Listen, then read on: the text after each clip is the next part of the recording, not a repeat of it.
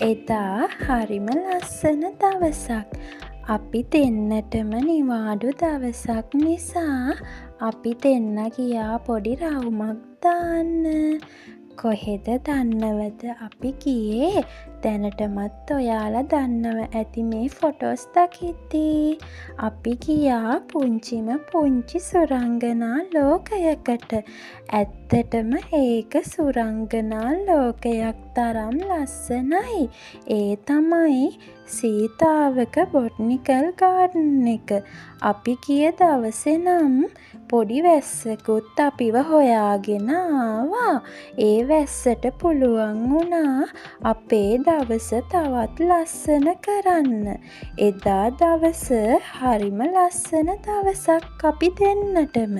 ඔයාලත් ඒ ලස්සන අනිවාර්යෙන්ම විඳින්න. සතුටින් ඉන්න.